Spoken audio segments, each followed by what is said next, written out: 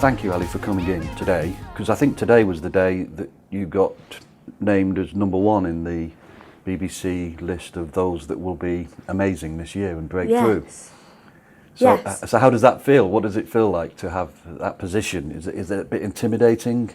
It is a bit intimidating, but it means I've been given a sort of thumbs up from people, from critics. Yeah. But of course, that's not everything. That's not what it's about necessarily, and it's about getting out there, getting my music out there to fans, and for the public to start liking me. So that's I see it as like the first step rather than the sort of be all and end all. And what is your perception of why you have been chosen? What do you think that this panel is seeing in you that they have decided that you hit the moment? I don't know.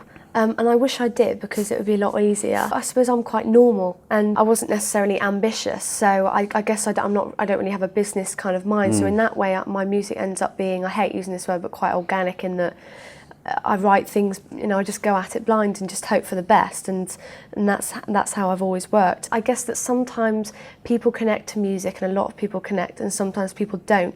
And I don't know why people don't connect to some music, because there were artists on the last poll that didn't succeed as much as everyone thought they were, and I don't know why that is, because I feel like I've done a lot without my label. I only signed my record deal about 4 or 5 months ago. By which time I'd nearly finished everything anyway. And so it's not necessarily that you haven't been given like a big label push, because a lot of people are, and then it still doesn't quite connect. Yeah. And I don't know why that is. It there must be some sort of like wave between people and your music, and every single element, like your lyrics, the way you sing, the way you perform, everything, and it must just kind of go like that, and then you're successful for a while. Being in this poll and being in the glare, even though you've not really released an album, you haven't released an album, does that break the DNA of what your trajectory might have been, or is it in fact actually that is the point? This is how it was meant to be. I didn't set out necessarily to be an artist who specifically wanted to be the future or the sound of the future or whatever. I just think that that's how it's ended up, and that's the best way. I'd hate to try to do something, but I'm also embracing it, because what better than to make something that's new and different and something that's exciting. Do you just feel it's part of something that's, like you say, music's changing so much that you're part of that change in a way, both in terms of how you make your music, how you make your contacts, and how the little scenes you're part of, and now this is part of it. That we're trying to make sense of the fact there is so much music, because so many people can connect with each other, make relatively interesting music. But how do we know what is more preferable? So here's people have made an arbitrary decision. You're the one. Well, apparently so, which is obviously great. I would hate for people, not hate, but it would be quite disappointing if people were to say that there was too much hype surrounding me, because unfortunately hype is this thing that's been created by blogs and the internet, and because of the internet it's an amazing thing, but it also means someone's downfall in a way, because you can get blogged about too much and people just get sick of you and stuff. But it depends. It depends what kind of person you are and if you read blogs. But I don't think that the general public, people who might potentially buy my album, are going to say, "Well, she's far too hyped." So that's it for me. But do you think people are more used to it now? Do you think? Because in a way, an artist like you, many years ago, being surrounded by this kind of hype. Yeah, but it would be a different kind of hype. It would be, you in papers and magazines and on the TV. But now it's just, internet is used by so many people, and there's so much downloading that it's become the way, and more people are getting iPods, and more people are finding their music, and so it's kind of they're more attracted to internet stuff. But I guess there's more ways of finding out music. You can get things like Track in a Box. You get a track sent to you every day, and you find out things that way. And me personally, personally, I do feel like there's so much music that it's impossible for me as a maker of new music to be completely aware of everything. I just go on random recommendations that people give me, and I might discover something for myself. But I think that's the best way, because you can get just inundated with you just get so much stuff thrown at you that you do end up getting annoyed with things, and you're inevitably going to think that things are sounding the same, or there's too many female artists out there. But what is it like as a writer, as a musician, at a time when there is this glut? I mean, once upon a time, and again, I'm showing my age, and I apologise for this, but I can't help it, something like you would have come along, and in a way there would have been one of it, maybe two.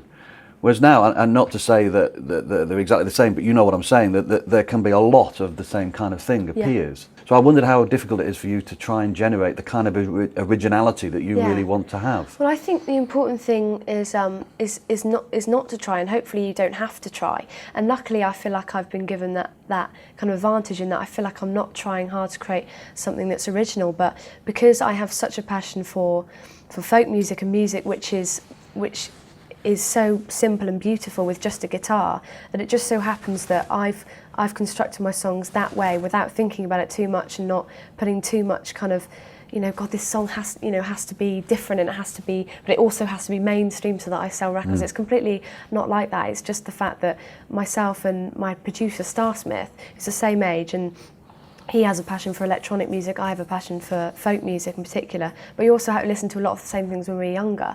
So we just go into a session and we slowly start to construct a song, and I usually already have the kind of the backbone for it.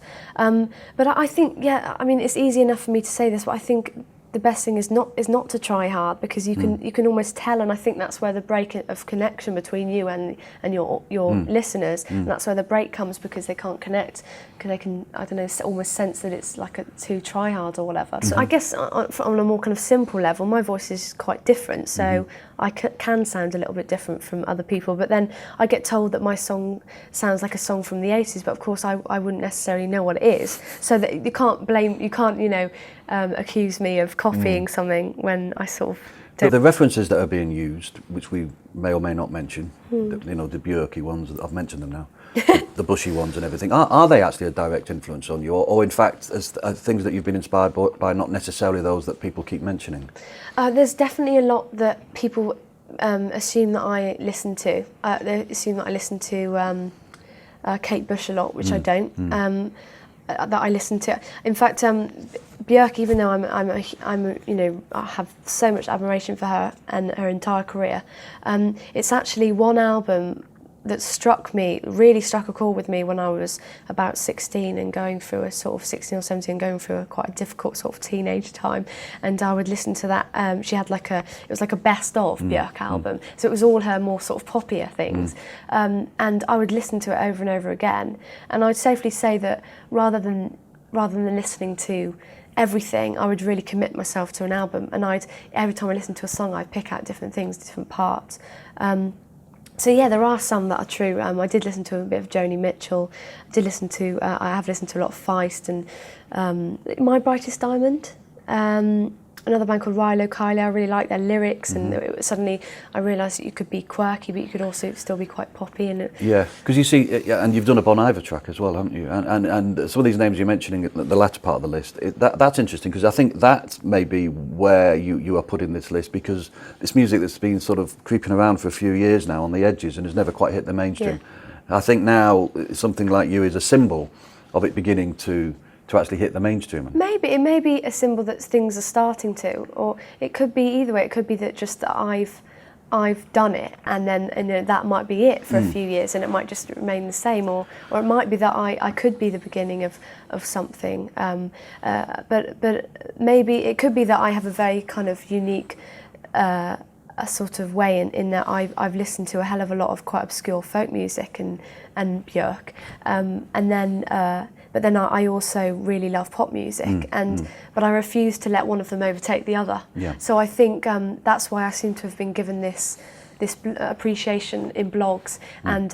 in a lot of Enemy and sort of more of an indie area, and then also I seem to have this sort of pop thing as well. And in lists and polls, that's quite a good thing to have, I suppose, because the polls can't be accused of choosing something which is utterly cheesy and predictable. Does the poll now expect you to be a pop star, or does the poll expect you to make an amazing debut album that's one of the great? I mean, what do you feel the poll's asking you to now fulfil? I think maybe the poll. I remember Adele when she first came out, and I remember first listening to her MySpace, and it reminded me a lot of me, actually. And then she sort of had this big song, Chasing Pavements, and suddenly she was completely projected into the mainstream, like worldwide. And I don't know her, and I don't know if that's what she intended to do. But once you're there, I guess one might embrace it, because it's a good position to be. I would say that perhaps the poll suggests that you're going to sell a lot of records, and if you're selling a lot of records, it's usually an indication that it's more of a pop thing, more of a mainstream thing. There are a lot of exceptions of music that's crossed over and sold a lot of, sort of more of an indie thing that's crossed over. Yeah. So I'd say that maybe more of a pop thing. Yeah, because I know it's, as you said, it's churlish to sort of, be upset about the thing and say, oh, I wish it hadn't happened. But on the other hand, is there part of you that wishes you could have crept up on people slightly more unawares, whereas now a lot of people are looking in your direction very instantly? So what maybe have been a bit more of a delicate flower, your record, suddenly has got a completely different set of expectations. Yeah, I suppose so. But at the same time, I don't think there's any way that I could kind of turn it down. Well, yeah. I mean, you can't turn around and say, oh, well, it's great that I've won it, but why couldn't I have just been, a little, scamp just creeping up on everyone? Well, I guess I've had no choice from that since the day that I released my first song onto the internet, because I've had blogs writing about me for about 2 years, and so I've had no choice. And and I'm not saying that it's a bad thing. I'm not saying that this is going to be a burden to me. I'm not saying it's going to be detrimental at all, because all I feel that it will do is draw more attention to me, and I feel like I feel like it's possible I may have fulfilled people's expectations with my album.